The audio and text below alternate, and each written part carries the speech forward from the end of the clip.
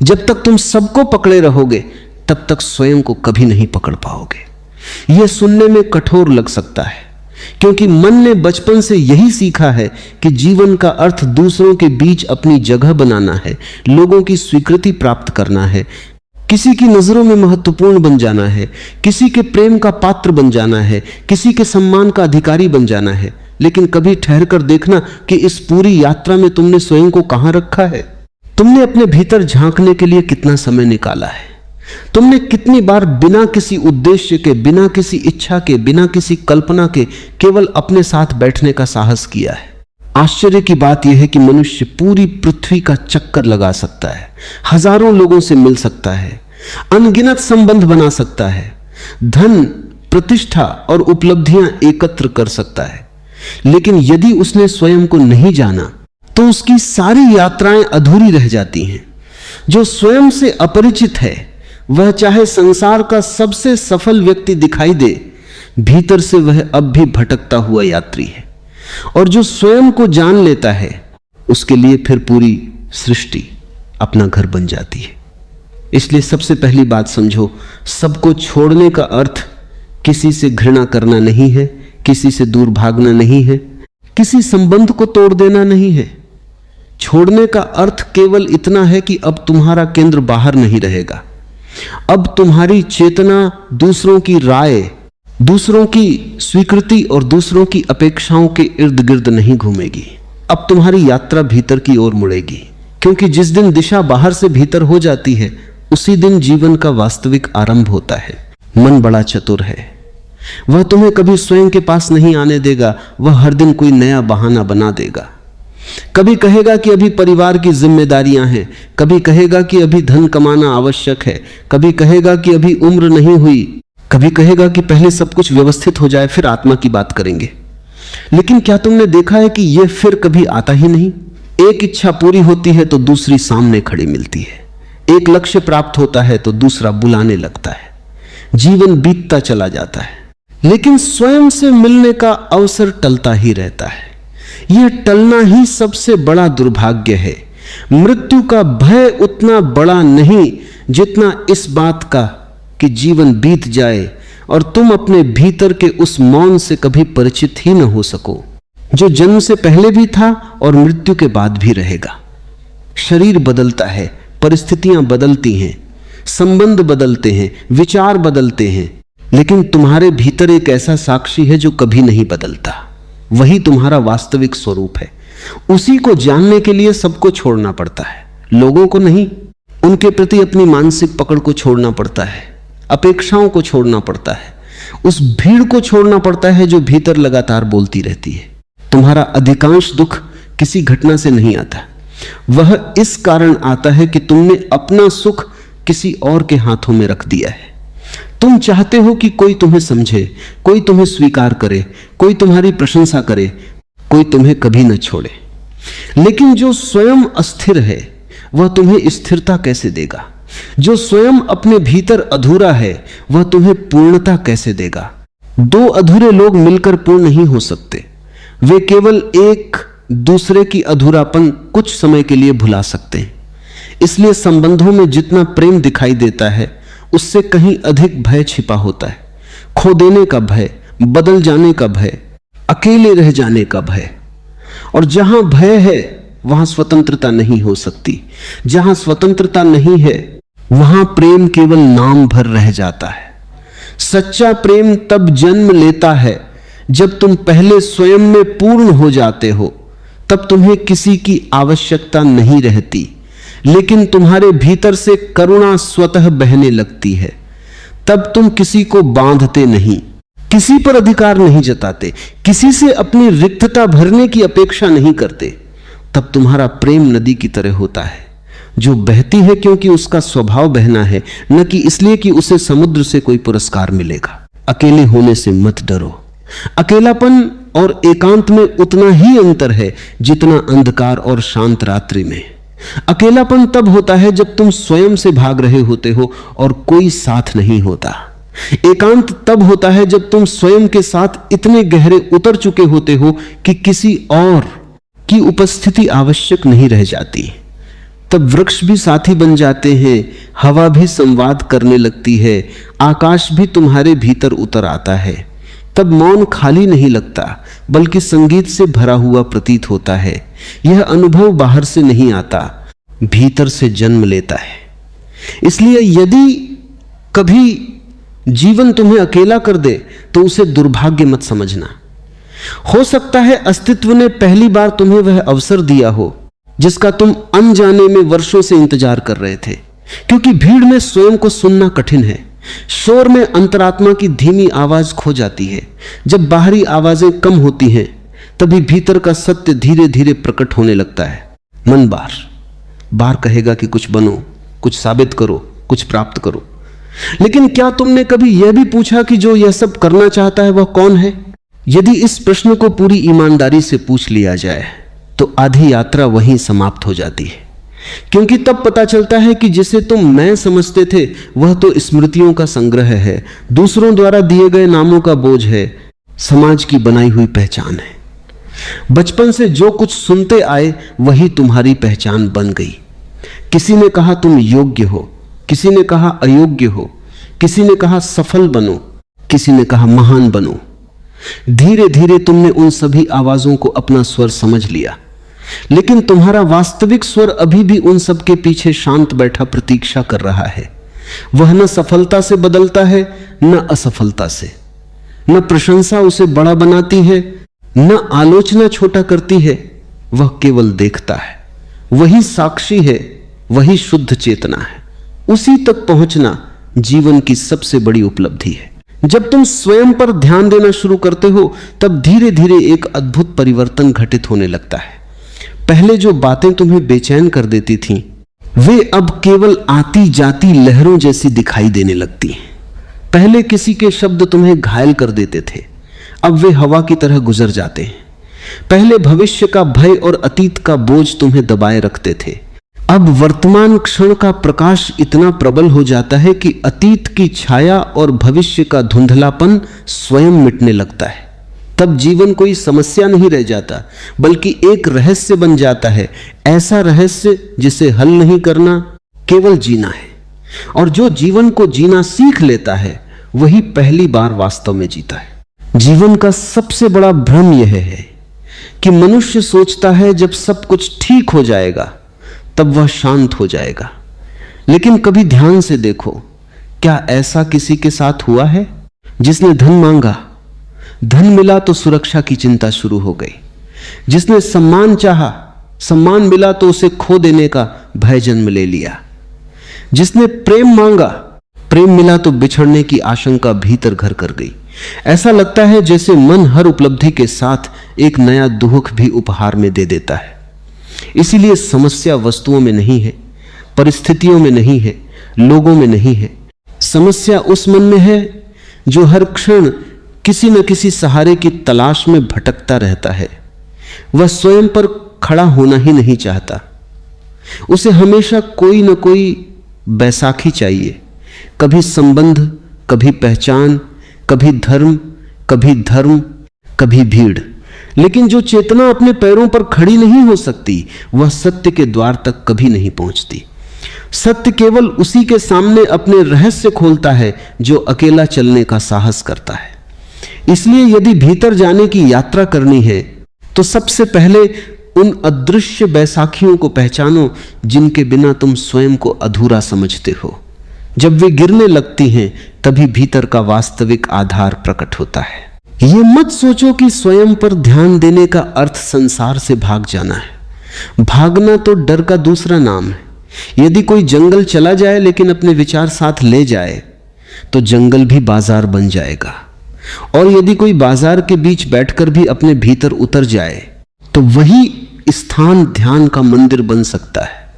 इसलिए स्थान नहीं बदलना है, दृष्टि बदलनी है। बाहर वही लोग रहेंगे, वही संबंध रहेंगे, वही काम रहेंगे, वही जिम्मेदारियां रहेंगी, लेकिन उन्हें देखने वाला बदल जाएगा। अब तुम हर घटना में उलझोगे नहीं, हर शब्द को अपने अहंकार पर चोट नहीं समझोगे, हर असहमति को युद्ध नहीं बना दोगे। धीरे धीरे तुम देखोगे कि जीवन पहले जैसा ही है, पर तुम पहले जैसे नहीं रहे। यही वास्तविक क्रांति है। संसार बदलने की कोशिश में युग बीत जाते हैं, स्वयं को बदलने का निर्णय एक क्षण में लिया जा सकता है। और जिसने यह निर्णय ले लिया उसके लिए हर दिन नया जन्म बन जाता है। ध्यान से देखना, तुम्हारा मन कभी वर्तमान में रहना नहीं चाहता।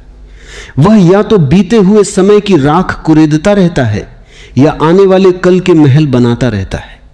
अतीत उसे अपराध बोध देता है, भविष्य उसे चिंता देता है और वर्तमान उससे छूट जाता है।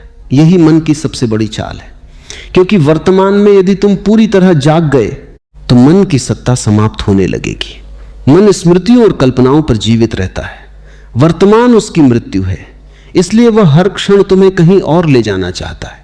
लेकिन तुम केवल इतना करना, जब भी याद आए एक पल के लिए रुक जाना, अपनी सांस को देखना, अपने भीतर उठते विचारों को देखना, उन्हें रोकना नहीं, उनसे लड़ना नहीं, उन्हें अच्छा या बुरा मत कहना, केवल देखना।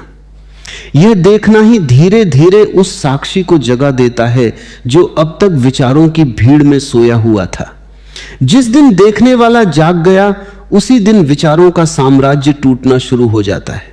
मनुष्य का सबसे बड़ा दुर्भाग्य यह नहीं कि वह दुखी है, सबसे बड़ा दुर्भाग्य यह है कि वह अपने दुख का कारण बाहर खोजता है। वह कहता है यदि फलां व्यक्ति बदल जाए तो मैं सुखी हो जाऊंगा, यदि परिस्थितियां बदल जाएं तो मैं शांत हो जाऊंगा, यदि भाग्य साथ दे तो जीवन सुंदर हो जाएगा।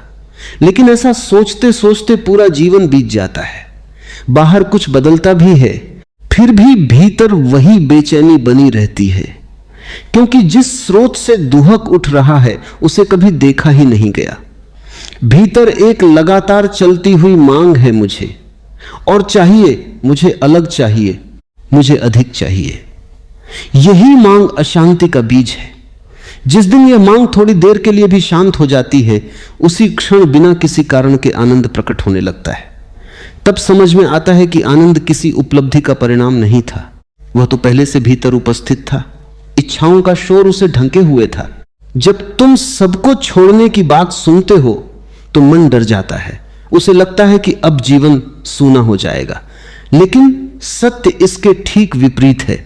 जो छोड़ता है वही पहली बार भरता है, जो पकड़ता है उसके हाथ हमेशा खाली रहते हैं। मुट्ठी बंद हो तो उसमें नया कुछ नहीं आ सकता, हाथ खुला हो तो पूरा आकाश उसमें उतर सकता है। यही जीवन का रहस्य है। जितना तुम पकड़ोगे उतना ही भय बढ़ेगा, जितना छोड़ोगे उतनी ही स्वतंत्रता बढ़ेगी। और स्वतंत्रता ही आत्मा की सबसे स्वाभाविक अवस्था है। पक्षी को उड़ने के लिए आकाश चाहिए, चेतना को खिलने के लिए स्वतंत्रता चाहिए। बंधनों में केवल शरीर रह सकता है, आत्मा नहीं। धीरे धीरे ऐसा समय आता है जब तुम्हें अनुभव होने लगता है कि तुम्हारे भीतर एक ऐसा मौन है जिसे कोई घटना छू नहीं सकती। लोग आएंगे, लोग चले जाएंगे, यत्वें बदलेंगी, शरीर युवा होगा फिर वृद्ध होगा, सफलता आएगी, असफलता भी आएगी, प्रशंसा और निंदा दोनों मिलेंगी, लेकिन इन सब के पीछे एक शांत आकाश सदा वैसा ही बना रहेगा। बादल आते हैं और चले जाते हैं, आकाश कभी नहीं जाता। उसी प्रकार विचार, भावनाएं, इच्छाएं, स्मृतियां आती जाती रहती हैं, पर तुम्हारा वास्तविक अस्तित्व कभी नहीं बदलता। उसे पहचान लेना ही जीवन का सबसे बड़ा उत्सव है। जिस दिन यह पहचान हो जाती है उसी दिन यह स्पष्ट हो जाता है कि संसार को जीतने से पहले स्वयं को जानना आवश्यक था, और जिसने स्वयं को जान लिया उसके लिए जीत और हार दोनों का अर्थ समाप्त हो जाता है। वह जीवन को किसी प्रतियोगिता की तरह नहीं बल्कि एक दिव्य लीला की तरह जीने लगता है, जहां हर क्षण एक नया रहस्य है, हर सांस एक नया वरदान है, और हर मौन भीतर के अनंत द्वार को थोड़ा और खोल देता है। कभी बहुत गहराई से अपने भीतर उठते उस प्रश्न को सुनना जो किसी शब्द में नहीं बोलता, जो किसी भाषा का सहारा नहीं लेता, जो केवल एक मौन पुकार की तरह तुम्हारे अस्तित्व में बार बार जन्म लेता है। वही प्रश्न तुम्हें जन्म से लेकर आज तक हर अनुभव के बीच छिपा हुआ मिला है। जब तुमने पहली बार किसी उपलब्धि को पाया और कुछ ही दिनों बाद उसका आकर्षण समाप्त हो गया, तब वही प्रश्न भीतर उठा था। जब किसी अपने ने साथ छोड़ दिया और तुम्हें लगा कि सब कुछ समाप्त हो गया है, फिर समय ने धीरे धीरे उस घाव को भी भर दिया, तब भी वही प्रश्न उपस्थित था। जब किसी ने तुम्हारी प्रशंसा की और कुछ क्षणों के लिए तुम्हें लगा कि अब जीवन सफल हो गया है, लेकिन कुछ ही समय बाद फिर वही खालीपन लौट आया, तब भी वही मौन प्रश्न तुम्हारे भीतर खड़ा था। वह पूछ रहा था, क्या सचमुच यही जीवन है? क्या इसी के लिए जन्म मिला था? क्या जो आज है और कल नहीं रहेगा उसी में सारी आशा बांध देनी चाहिए? यही प्रश्न यदि पूरी ईमानदारी से जी लिया जाए तो वही प्रश्न एक दिन उत्तर बन जाता है, क्योंकि सत्य बाहर से नहीं आता, वह भीतर जागता है। और जागरण हमेशा प्रश्न की अग्नि से जन्म लेता है, उधार के उत्तरों से नहीं। मन को आदत है कि वह हर अनुभव को पकड़कर अपनी पहचान बना ले। यदि तुम सफल हुए तो वह कहेगा मैं सफल हूं, यदि तुम असफल हुए तो कहेगा मैं असफल हूं। यदि किसी ने प्रेम किया तो वह उसी से अपना मूल्य तय करेगा, यदि किसी ने अस्वीकार किया तो उसी से अपना अस्तित्व छोटा कर लेगा। लेकिन क्या तुमने कभी देखा कि यह मैं हर परिस्थिति के साथ बदलता रहता है? जो बदलता है वह सत्य नहीं हो सकता। सत्य वही है जो परिवर्तन के बीच भी अपरिवर्तित बना रहता है। नदी का जल हर क्षण बदलता है, किंतु नदी होने का रहस्य बना रहता है। शरीर हर पल बदल रहा है, विचार हर क्षण बदल रहे हैं। भावनाएं सुबह कुछ और थी, शाम को कुछ और हो जाती हैं। फिर भी तुम्हारे भीतर कोई ऐसा है जो इन सब परिवर्तनों को देख रहा है। उसी देखने वाले को पहचानना है, वही तुम्हारा वास्तविक घर है। जब तक पहचान देखने योग्य वस्तुओं से जुड़ी रहेगी तब तक भय रहेगा। जिस दिन पहचान देखने वाले से जुड़ जाएगी उसी दिन भय का आधार टूटने लगेगा। लोग अक्सर पूछते हैं कि भीतर जाना कैसे संभव है। वे कोई विधि चाहते हैं, कोई तकनीक चाहते हैं, कोई ऐसा उपाय चाहते हैं जिससे कुछ ही दिनों में सब बदल जाए। लेकिन जो सबसे निकट है उसके लिए किसी कठिन मार्ग की आवश्यकता नहीं होती। आवश्यकता केवल स्मरण की होती है। तुम जहां भी हो, जो भी कर रहे हो, बस कभी कभी रुक जाना और देखना कि इस क्षण तुम्हारे भीतर क्या चल रहा है। यदि क्रोध है तो केवल देखो, यदि ईर्ष्या है तो केवल देखो, यदि भय है तो केवल देखो, यदि आनंद है तो उसे भी केवल देखो। देखने का अर्थ है बिना निर्णय के उपस्थित होना। जिस बंदे के क्षण निर्णय समाप्त होता है उसी क्षण देखने की शुद्धता जन्म लेती है। और शुद्ध दृष्टि में जो कुछ भी झूठा है वह टिक नहीं सकता। जैसे सूर्य निकलते ही अंधकार अपने आप समाप्त हो जाता है, वैसे ही जागरूकता आते ही अज्ञान धीरे धीरे विलीन होने लगता है। उससे लड़ना नहीं पड़ता, सत्य को लाना नहीं पड़ता। केवल जो असत्य है उसे स्पष्ट देख लेना पर्याप्त है। तुमने शायद अनुभव किया होगा कि जब मन बहुत अधिक थक जाता है तब कुछ क्षणों के लिए भीतर एक अनोखी शांति उतर आती है। वह शांति किसी उपलब्धि से नहीं आती, बल्कि इसलिए आती है क्योंकि कुछ पल के लिए मन अपनी दौड़ भूल जाता है। लेकिन यदि वही शांति केवल थकान से मिलती है तो वह टिकती नहीं। वास्तविक शांति तब जन्म लेती है जब मन की दौड़ को समझ लिया जाता है। समझ अपने आप गति को बदल देती है। तब जीवन में कार्य भी होते हैं, संबंध भी रहते हैं, जिम्मेदारियां भी निभाई जाती हैं, लेकिन भीतर कोई भाग नहीं रहा होता। बाहर कदम चलते हैं, भीतर मौन स्थिर रहता है। यही संतुलन है, यही वह अवस्था है जहां मन साधन बन जाता है, स्वामी नहीं रहता। आज अधिकांश लोग अपने मन के सेवक बनकर जी रहे हैं।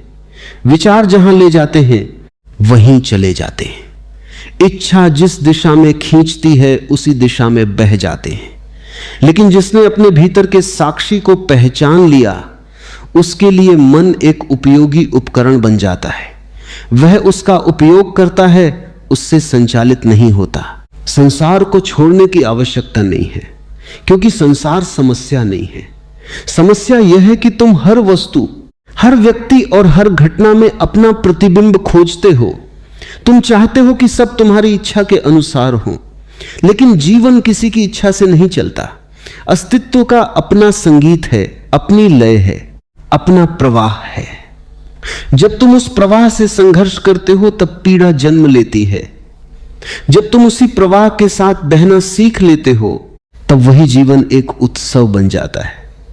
वृक्ष कभी शिकायत नहीं करता कि हवा उसकी इच्छा के अनुसार क्यों नहीं चलती। नदी कभी शिकायत नहीं करती कि पर्वत उसके रास्ते में क्यों है, वह अपना मार्ग खोज लेती है। प्रकृति का प्रत्येक तत्व स्वीकार में जीता है, इसलिए उसमें सहज सौंदर्य है। केवल मनुष्य ने अस्वीकार को अपना स्वभाव बना लिया है, इसलिए वह निरंतर संघर्ष में है। स्वीकार का अर्थ हार मान लेना नहीं है। स्वीकार का अर्थ है जो इस क्षण है उसे स्पष्ट रूप से देखना, और जब देखने में कोई विरोध नहीं रहता तब परिवर्तन की ऊर्जा भी अधिक निर्मल हो जाती है। एक दिन ऐसा भी आएगा जब तुम्हें अनुभव होगा कि जिसे तुम वर्षों से खोज रहे थे वह कभी खोया ही नहीं था, खोजने वाला ही भटक गया था। जैसे कोई व्यक्ति अपने ही घर में दीपक लेकर घर को खोजने लगे, वैसे ही मनुष्य अपने ही भीतर उस सत्य को खोजता फिरता है जो उसकी प्रत्येक सांस में पहले से विद्यमान है। उसी क्षण हृदय पर रखा हुआ बोझ उतरने लगता है।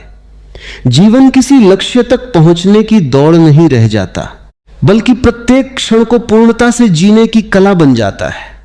तब तुम लोगों से मिलोगे लेकिन उनसे अपनी पहचान नहीं मांगोगे, प्रेम करोगे लेकिन स्वामित्व नहीं रखोगे, कार्य करोगे लेकिन परिणाम से बंधोगे नहीं, मौन में बैठोगे तो खालीपन नहीं बल्कि अनंत उपस्थिति का अनुभव होगा।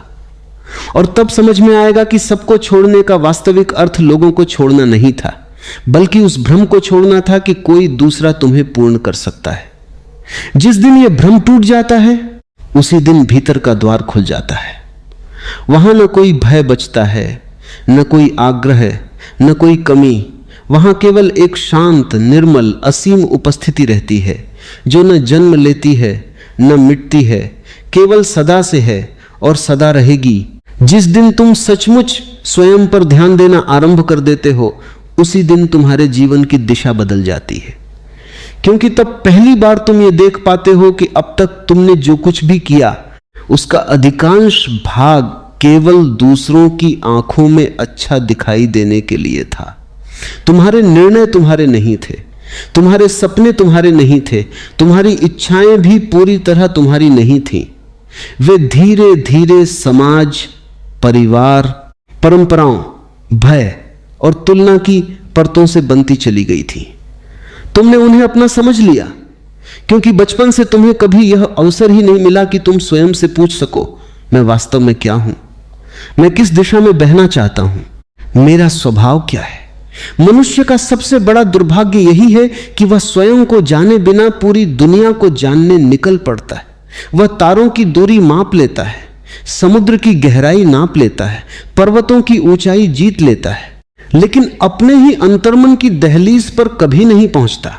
बाहर की सारी यात्राएं तब तक अधूरी हैं जब तक भीतर की यात्रा प्रारंभ नहीं होती, और भीतर की यात्रा वहीं से आरंभ होती है जहां मनुष्य दूसरों को बदलने का प्रयास छोड़कर स्वयं को देखने का साहस जुटाता है। यह मत समझना कि स्वयं को देखना कोई साधारण कार्य है। संसार का सबसे कठिन कार्य यही है, क्योंकि मन बाहर देखने का आदी है। उसे दूसरों की गलतियां तुरंत दिखाई देती हैं, लेकिन अपनी अचेतना दिखाई नहीं देती। वह दूसरे के क्रोध को पहचान लेता है, लेकिन अपने भीतर उठते क्रोध को उचित ठहराता रहता है। वह दूसरे के अहंकार की आलोचना करता है, लेकिन अपने अहंकार को आत्मसम्मान का नाम दे देता है। यही अज्ञान की सबसे सूक्ष्म चाल है। जब तक देखने वाला स्वयं को देखने के लिए तैयार नहीं होता, तब तक परिवर्तन केवल कल्पना बना रहता है। इसलिए जब भी कोई प्रतिक्रिया भीतर उठे, जब भी कोई पीड़ा जन्म ले, जब भी कोई तुम्हारे भीतर एक ऐसी शांति उतरने लगेगी जो किसी कारण पर आधारित नहीं होगी। आज तक तुम्हारी खुशी हमेशा किसी कारण से जुड़ी रही। कोई इच्छा पूरी हुई तो प्रसन्नता मिली, किसी ने सम्मान दिया तो अच्छा लगा, कोई प्रिय मिल गया तो हृदय खिले उठा। लेकिन जो कारण से मिलता है वह कारण बदलते ही समाप्त भी हो जाता है। इसलिए संसार की हर खुशी अपने साथ एक छिपा हुआ भय लेकर आती है। कहीं यह छिन न जाए, कहीं यह समाप्त न हो जाए, कहीं यह बदल न जाए। इसी भय के कारण मनुष्य कभी पूरी तरह आनंदित नहीं हो पाता। लेकिन जब भीतर का आनंद जागता है तब उसका कोई कारण नहीं होता। वह वैसे ही प्रकट होता है जैसे सुबह होने पर प्रकाश फैल जाता है। सूर्य यह निर्णय नहीं करता कि किस घर में रोशनी देनी है और किस घर में नहीं, उसका स्वभाव ही प्रकाश देना है। उसी प्रकार जब चेतना जागती है तब आनंद उसका स्वभाव बन जाता है। तब उसे पाने की आवश्यकता नहीं रहती, केवल उसे जीने की आवश्यकता होती है। बहुत लोग सोचते हैं कि जागरूक व्यक्ति जीवन से विरक्त हो जाता है, लेकिन सत्य इसके बिल्कुल विपरीत है। जो सोया हुआ है वही जीवन को अधूरा जीता है। जागा हुआ व्यक्ति पहली बार जीवन को उसकी संपूर्णता में देखता है। उसे फूल पहले से अधिक सुंदर दिखाई देते हैं, क्योंकि अब देखने वाली आंखों पर विचारों की धूल नहीं है। उसे वर्षा की हर बूंद में संगीत सुनाई देता है, क्योंकि अब भीतर का शोर शांत हो गया है। उसे किसी बच्चे की मुस्कान में परम रहस्य दिखाई देता है। अब बच्चे की अब भीतर का शोर शांत हो गया है, क्योंकि अब वह तुलना में नहीं जी रहा। उसे साधारण क्षण भी असाधारण लगने लगते हैं, क्योंकि अब वह परिणाम की प्रतीक्षा में वर्तमान को खो नहीं रहा। जिसने स्वयं को जान लिया उसके लिए जीवन कोई बोझ नहीं रहता। वह प्रत्येक क्षण को उसी श्रद्धा से जीता है जैसे कोई मंदिर में प्रवेश करता है। उसका चलना भी प्रार्थना बन जाता है, उसका मौन भी वाणी बन जाता है, उसका प्रेम भी स्वतंत्रता बन जाता है, और उसकी उपस्थिति भी दूसरों के लिए एक शांत स्पर्श बन जाती है। याद रखना, स्वयं पर ध्यान देने का अर्थ स्वयं तक सीमित हो जाना नहीं है। यह तो उस दीपक को जलाने जैसा है जो पहले अपने भीतर प्रकाश फैलाता है और फिर बिना किसी प्रयास के आसपास भी उजाला कर देता है। जो व्यक्ति स्वयं से जुड़ जाता है वह संसार से कटता नहीं, बल्कि पहली बार सही अर्थों में जुड़ता है, क्योंकि अब उसके संबंध आवश्यकता से नहीं, करुणा से जन्म लेते हैं। अब वह किसी से इसलिए प्रेम नहीं करता कि उसे बदले में कुछ मिले, बल्कि इसलिए कि प्रेम उसके अस्तित्व का स्वभाव बन चुका है।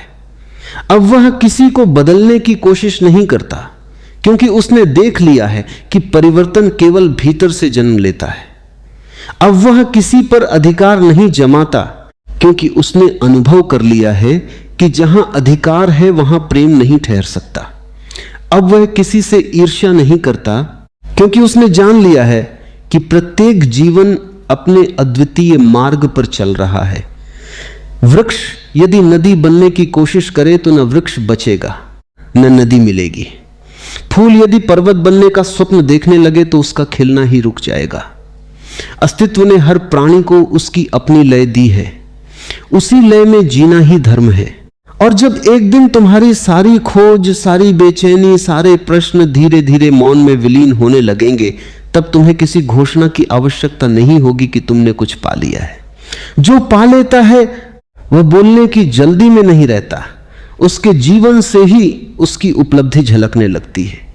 उसकी आंखों में एक अजीब सी निर्मलता होती है, उसके शब्दों में आग्रह नहीं होता, उसके मौन में भी उत्तर होते हैं। वह किसी को अपने पीछे चलने के लिए नहीं कहता, क्योंकि उसने जान लिया है कि प्रत्येक व्यक्ति को अपनी यात्रा स्वयं करनी होगी। वह केवल इतना संकेत देता है कि बाहर जितना भी खोजोगे अंततः लौटकर भीतर ही आना होगा। जिस खजाने की तलाश में तुम जन्मों से भटक रहे हो वह तुम्हारे अपने हृदय की गहराइयों में शांत बैठा प्रतीक्षा कर रहा है। इसलिए सबको छोड़ते चलो, लेकिन प्रेम को मत छोड़ो, अपेक्षाओं को छोड़ो लेकिन करुणा को मत छोड़ो, अहंकार को छोड़ो लेकिन सजगता को मत छोड़ो, भय को छोड़ो लेकिन जीवन को मत छोड़ो, और सबसे बढ़कर उस झूठी पहचान को छोड़ दो जिसे तुम वर्षों से अपना चेहरा समझते आए हो। क्योंकि जिस क्षण वह आवरण गिरता है उसी क्षण भीतर से वह प्रकाश प्रकट होता है, जिसे न समय बुझा सकता है न मृत्यु छीन सकती है।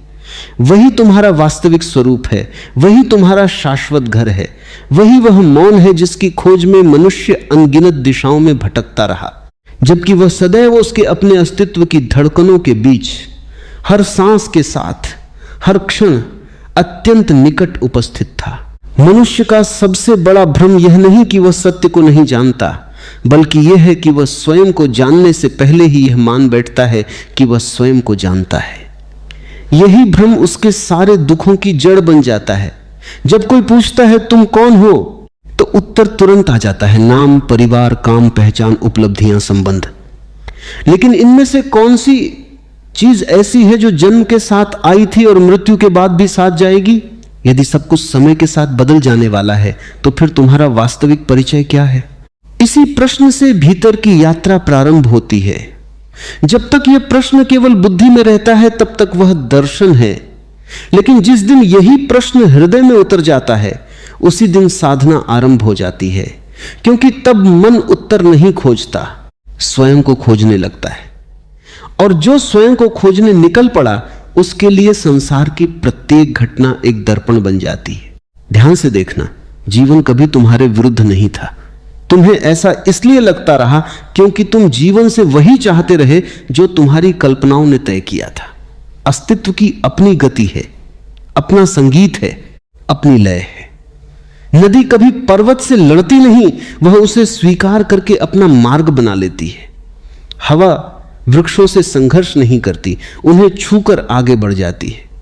आकाश बादलों को रोकता नहीं, उन्हें आने और जाने देता है। केवल मनुष्य ही हर क्षण जीवन को अपनी इच्छा के अनुसार मोड़ना चाहता है। यही संघर्ष उसे थका देता है।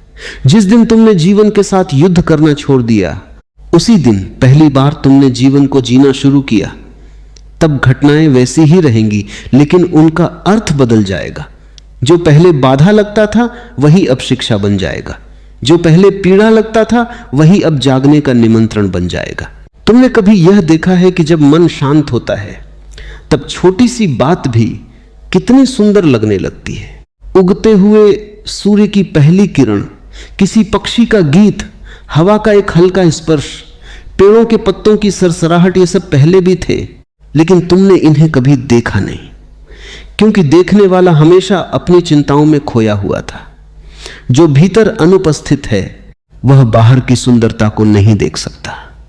इसलिए सौंदर्य वस्तुओं में कम और देखने वाली चेतना में अधिक होता है। जिस दिन चेतना निर्मल हो जाती है, उसी दिन पूरा अस्तित्व नया दिखाई देने लगता है। तब संसार नहीं बदलता, देखने वाला बदल जाता है। और देखने वाला बदल जाए तो वही संसार जो पहले बोझ था, अब एक रहस्यमय उत्सव बन जाता है। यह भी समझ लेना कि मौन का अर्थ केवल चुप रहना नहीं है। यदि शब्द रुक जाएं लेकिन भीतर विचारों का बाजार चलता रहे, तो वह मौन नहीं है। वास्तविक मौन तब जन्म लेता है जब भीतर किसी बात को सिद्ध करने की बेचैनी समाप्त हो जाती है, जब स्वयं को बड़ा दिखाने की आवश्यकता समाप्त हो जाती है, जब तुलना का खेल समाप्त हो जाता है, जब मन भविष्य के पीछे भागना छोड़ देता है और अतीत की राख कुरेदना बंद कर देता है। तब एक ऐसा मौन उतरता है जिसमें कोई प्रयास नहीं होता। वही मौन ध्यान का द्वार है। उसी मौन में पहली बार तुम्हें अनुभव होगा कि तुम विचार नहीं हो, तुम भावनाएं नहीं हो, तुम स्मृतियां नहीं हो। तुम वह असीम उपस्थिति हो जो इन सब को आते जाते देख रही है। उसी साक्षी में विश्राम है, उसी साक्षी में मुक्ति है, उसी साक्षी में वह आनंद है जिसे पाने के लिए मनुष्य युगों से बाहर भटकता रहा, जबकि वह सदा से उसके अपने अस्तित्व की सबसे भीतरी परत में शांत, निर्मल और पूर्ण रूप से उपस्थित था।